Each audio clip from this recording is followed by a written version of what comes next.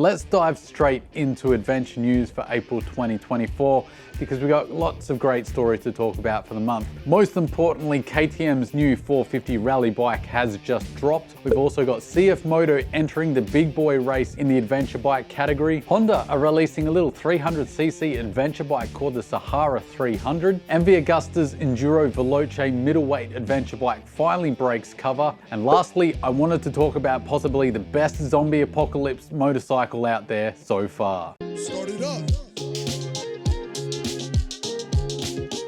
Let's talk about KTM's 450 Rally Replica motorcycle. There's a brand new one coming out for the 2025 model year. It's a significant update from the outgoing model. Now, the Rally Replica is not a road bike. This is a bike built specifically to be a rally motorcycle, to be raced in competitions. This is basically an over-the-counter version of what KTM races in the Dakar Rally race, and it is a very successful bike. In fact, the 450 Rally Replica from KTM is the most successful Dakar bike in history. Some of you might be mistaken in thinking this is basically a 450 EXE-F with a rally fairing. While it does use the basic motor structure of that 450, it's basically a completely different bike from then on, as the frame is reworked, the engine is reworked, it has a different cylinder head to the original 450, a reinforced clutch, a strengthened gearbox, so the motor itself is quite different from the 450 you can get out of your KTM dealership.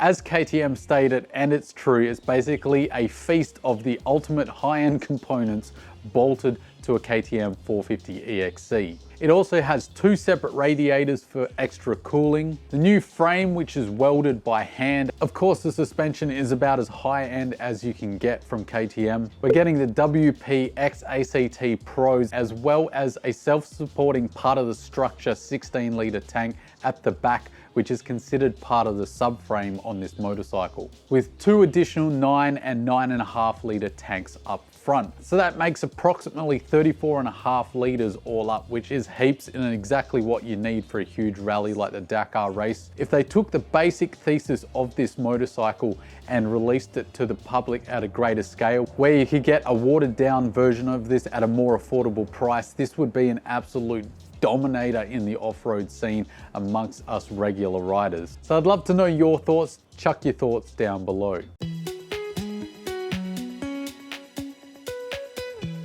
So CFMoto have teased this 1250 MT, hot off the heels of the 450, no doubt to capture that excitement and keep the good times rolling. So what are the specs and what should we expect? Well, this is just a teaser, so CFMoto have been tight-lipped about specifications and what to expect out of the bike, but clearly we've got an image to work with, and we can also surmise some of the specifications from their relationship with KTM. It's not confirmed, but I would expect to see an engine derived out of KTM's 1290 series of motorcycles. What makes me say that with confidence? Well, currently CFMoto already use that 1290 engine in another motorcycle in its range. It's called the 1250 TRG. It's a big road tourer. It's also used by some of the Chinese police force as well. Now, some of you might be saying, well, why are KTM letting CFMoto use the motor that they're currently using in their big adventure bikes? This is the previous generation 1290 engines, and thankfully we have the specifications on that motor. The motor is a little bit different to what you would find in the KTM specification wise. Engine has been reduced slightly in capacity to 1279 cc's, but it still pumps out an impressive 140 horsepower, which is certainly more than enough to compete with the big boys on their level. Everything else we have to base the specifications on is that rendering teaser picture that we have. One thing is it doesn't look too different from KTM's own 1290 Super Adventure, but I don't know whether it's the angle or maybe the colors, but I actually think this looks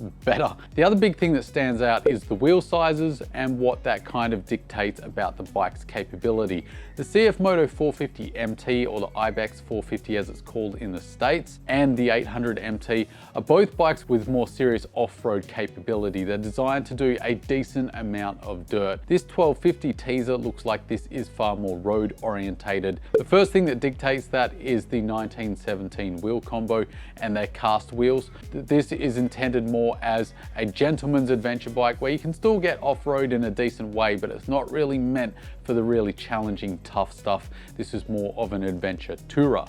which for me personally is my preference when I'm looking at a big adventure bike. I want that road comfort with some dirt road capability. Admittedly, for me with a big adventure bike, I tend to stick to dirt roads and easy off-road riding. When you think to yourself, this CFMoto has the previous generation 1290 motor in it, makes decent power, and will likely be significantly more affordable, it is an interesting proposition. Are you interested in an affordable version of the 1290 Super Adventure? Let me know down below. Next up, we've got MV Agusta with the Enduro Veloce. Boy, has that been a saga with KTM stepping in. Started out as a lucky strike, and then they changed the name and released a very small amount of motorcycles in a very premium package. Now the version for the masses has finally arrived. And for all intensive purposes, this is the Lucky Strike 9.5 that we originally saw, with the name change, a decal change, and some of the premium parts swapped out for mass production purposes and keeping costs down. But at the heart of this bike, it's still the same. The 931cc triple, pumping out 124 horsepower and 102 newton meters of torque. And when I see peak horsepower numbers like that, I do get a little bit worried that maybe all that power is going to be way up top. But MV Agusta are claiming that 85% of the torque that this motor makes is available at just 3000 RPM. So that means it should be pretty good down low for those slower off-road sections. This MV Agusta makes more power than the 890 Adventure, Tiger 900, Africa Twin, and the Desert X. If you want a middleweight with plenty of power, this might be a great option. The other nice feature that will really appeal to people, particularly off-road, but also in peak hour traffic, any kind of riding, is the EAS system that MV Agusta has. It's called Electronically Assisted Shift. Very creative naming from MV Agusta there. But basically it means you got clutchless up and down shifting. It means it's one less thing you have to worry about while you're trying to keep the bike upright off-road, or if you're stuck in peak hour traffic and you're constantly having to go up and down the gears, it's nice to give your hand a bit of a break. Next up, let's talk about the suspension. It's got Sachs suspension, 48mm forks, and a progressive link monoshock at the back, both giving you 210 mils of travel. And this gives you a ground clearance of 230mm or 9.1 inches. Seat height is adjustable, so you've got a range from about 850mm or 33.5 inches up to 870mm or 34.3 inches. It's 224 kilograms dry, which is not too shabby in the middleweight category. It certainly isn't class leading by any stretch of the imagination. The questionable thing comes when you start to add all the fluids, coolant, oil, petrol, which the Enduro Veloce has a 20-litre tank. So top that up and this bike is going to be pretty heavy. Thankfully, they've kept the 21/18 spoke wheel setup, as well as those really nice Brembo brakes front and rear. And it's safe to say that the MV Agusta has basically all of the creature comforts you could want electronically. The thing that is important that you'll all want to know is, yes, ABS can be deactivated in off-road mode. And the other big one is, yes, this will have cruise control. I was really taken by the original concept, the Lucky Strike 9.5. I understand why KTM, who now owns the majority stake of MV Agusta, axed the name because they didn't want any connection for basically politically correct reasons. But what I will say is I thought that design was absolutely magnificent, and I certainly as an individual would not have been offended for MV Agusta to call it the Lucky Strike 9.5.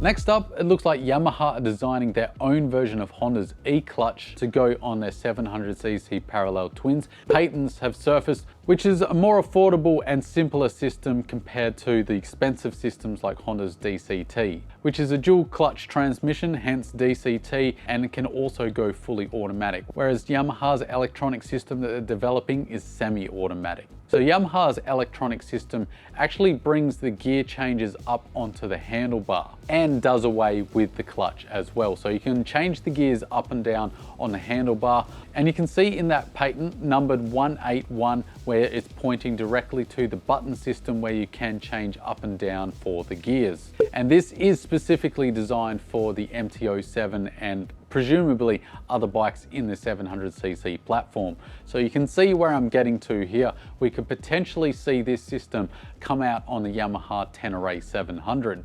which could be a great thing and a not so great thing depending on what kind of context you were wanting to use this on. For a touring application and for a commuting application, this could be a really fantastic addition, reducing some of the fatigue you'll get from your hand and your foot changing gears a lot if you're in stop-start traffic or if you're touring. Where I don't think it would be so great on the Tenere 700 is when you get off-road, because off-road, as we all know, is bumpy and unpredictable. And can you imagine trying to shift up and down whilst hitting whoops, trying to get the right gear with your thumb whilst hanging on to the bike for dear life? Honda's eclutch system I think would be better, where you just do away with the clutch. Perhaps that is a setting you could have on this Yamaha system. We don't yet know that, so I think in that scenario, if you could just disable the clutch but still retain the changing of gears with your foot, I think that would be a real advantage off-road. I'd love to know your thoughts though. Is this something you'd be really interested in if it was available on the T7, or are you completely not interested and you'll stick to your good old clutch and gear shifts with your left hoof? Next up is a bike by popular request that I didn't talk about last month because I didn't want to get everyone's hopes up.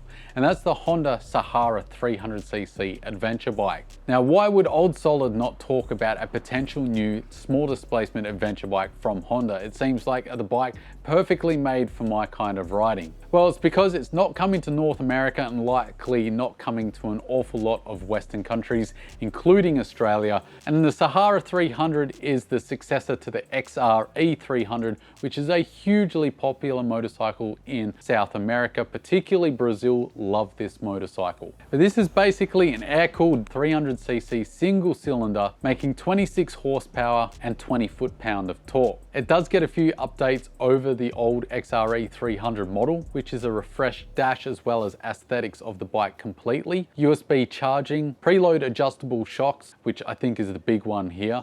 And of course, ABS. So the ABS is likely for other markets in the world that now require it. So there is some hope that maybe it will make it to Australia, but I highly doubt it. And of course, that styling seems to be modeled in the CB500X kind of look. Would it be the best suited bike for the West with our higher speeds on the open road? Not really, but that's not what this bike is about. This bike is about exploring the green lanes at a gentlemanly pace, being deadly reliable, very basic and easy to work on, and getting you just about anywhere at your own pace. If it did come to the West, would you be interested in it?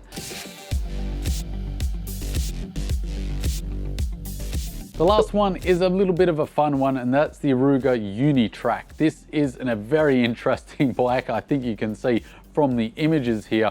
This would basically be the zombie apocalypse bike of choice if it ever does reach the showroom floors. This has been designed in Latvia of all places, and production is stated to start in 2025. This is supposed to be an electric powered motorcycle. There might also be a hybrid motor as well. The motor is supposed to produce 120 horsepower, and apparently there's going to be two versions with two vastly different weights. One version is called the Nude, and that comes in at 150 kilos, and I'm guessing the Nude references that this bike will be the stripped down version with no frills and absolutely nothing bolted to it to keep the weight down. And the other version is obviously called the Heavyweight, which has absolutely everything bolted to it. That would be the Apocalypse version, where you've got everything you need strapped to the bike. Range isn't too fantastic, basically 62 miles on full electric mode, and if you do get the hybrid version, you can get 124 miles, which is 200 kilometers, which isn't too shabby, but it certainly isn't great within the adventure bike world. It definitely is an interesting motorcycle, and it really sparks the imagination. I'm assuming with that Unitrack, you'd be able to go just about damn near anywhere on the thing, and I can see a lot of challenges bringing this from someone's imagination onto the showroom floor. The technical feats that will need to be achieved will be considerable. And that wraps up this episode of Adventure News. Don't forget to hit that like, share, and subscribe. And as always, guys, don't forget to stay shiny side up.